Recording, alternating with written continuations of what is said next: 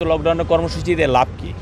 কারণ এই দেশের মানুষ তো লকডাউনের কর্মসূচি মানবে না। যেখানে আওয়ামী লীগ পাওয়া যাবে, যেখানে এই সমস্ত দুষ্কৃতীকে পাওয়া যাবে, তাদেরকে ধরে আইন শৃঙ্খলা রক্ষাকারী বাহিনীর কাছে দিতে হবে। আপনারা দেখেছেন এই দেশে গত 17 বছর আওয়ামী লীগ যে অরাজক পরিস্থিতি সৃষ্টি করেছে, শেখ হাসিনার নেতৃত্বে এদেশে যে অন্যায় অত্যাচার অবিচার করেছে, তার ফলশ্রুতিতে গত 5ই আগস্ট তারা এই দেশ থেকে পালিয়ে গিয়েছে।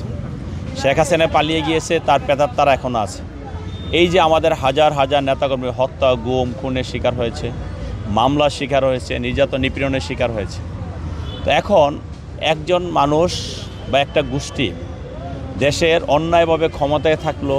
এক্সট্রিম মশার কয়েল প্ল্যান্ট ফাইবার দিয়ে তৈরি, তাই সহজে ভাঙে না, সুগন্ধিযুক্ত ও নিরবিচ্ছিন্নভাবে জ্বলে। ডেঙ্গু, চিকুনগুনিয়া বাহি সহ যে কোনো মশার বিরুদ্ধে দেয় এক্সট্রিম সুরক্ষা। অন্যায় করলো, দেশের জেল জুলুম করলো, দেশের অর্থ পাচার করলো, দেশের এত হাজার হাজার মানুষ হত্যা করলো, গুম করলো, খুন করলো, মামলা দিল, আর তাদের নামে কোনো বিচার হবে না বা তাদের কোনো বিচার করা যাবে না। এই যে বিচারহীনতার যে প্রক্রিয়া, এটা হাসিনা সৃষ্টি করেছে। এখন যখন তাদের বিরুদ্ধে বিচার হচ্ছে, তারা অন্যায় করেছে, অন্যায়কারীর বিরুদ্ধে দেশের প্রচলিত আইন অনুযায়ী বিচার হবে, এটি স্বাভাবিক এবং এটাই জাতির প্রত্যাশা। অন্য কোনো বিচার তো না। তারা যে মানুষের গুম খুন করেছে সেই বিচারগুলো হচ্ছে, তাদের মানুষের যে মানবাধিকার লঙ্ঘন করেছে সেই বিচারগুলো হচ্ছে।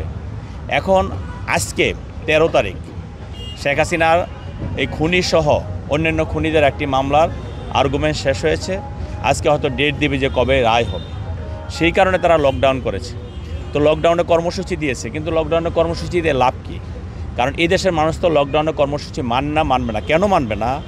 যদি শেখ হাসিনার অন্যায়ের বিচার বাংলাদেশের মানুষ চায়, তাহলে তো লকডাউন মানার কোনো প্রশ্নই আসে না। আর যদি না চায় তাহলে সেটা একরকম। কিন্তু শেখ হাসিনা যে অন্যায় করেছে, এই অন্যায়ের বিচার বাংলাদেশের মানুষ মাটিতে হবে এবং অন্যায় বাংলাদেশের প্রচলিত আইন অনুযায়ী তাদের সে শাস্তি তাকে পেতেই হবে ইনশাআল্লাহ। তার পরবর্তীতে দেখেন এই দেশকে তারা পালিয়ে গিয়েছে, কিন্তু দেশ যাতে অরাজক পরিস্থিতি সৃষ্টি করার জন্য তাদের পার্টিকে তারা নিষিদ্ধ করেছে। দেশের সরকার এই দেশের আইন দিয়ে তারা নিষিদ্ধ হয়েছে, তারপরও তারা যে অরাজক পরিস্থিতি সৃষ্টি করেছে। আমি দেশবাসীর কাছে শুধু একটা অনুরোধ করব, আপনারা তো কোনো অরাজক পরিস্থিতি চান না, আপনারা একটা শান্তিপূর্ণ পরিবেশ চান। এই শান্তিপূর্ণ পরিবেশ রক্ষা করার জন্য যেখানে আওয়ামী লীগ পাওয়া যাবে, যেখানে এই সমস্ত দুষ্কৃতীকে পাওয়া যাবে, তাদেরকে ধরে আইন শৃঙ্খলা রক্ষাকারী বাহিনীর কাছে দিতে হবে। আইন আমরা কেউ নিজের হাতে তুলে নেব না। আমাদের নেতাকর্মী সহ সাধারণ মানুষকে বলবো, আইন আপনারা নিজের হাতে তুলে নেবেন না। দেশে প্রচলিত আইন আছে, সেই আইন অনুযায়ী তাদের বিচার হবে। সেই জন্য আপনাদের সজাগ থাকতে হবে। ওই আওয়ামী লীগ এবং এই বাকশালী গোষ্ঠী যাতে কোনোভাবে দেশের মানুষকে অতীতে যেভাবে নির্যাতন নিপীড়ন করেছে, আগামীতে আর মানুষকে অত্যাচার নির্যাতন নিপীড়ন করতে না পারে, সেই জন্য আমাদেরকে সকলে সজাগ থাকতে হবে।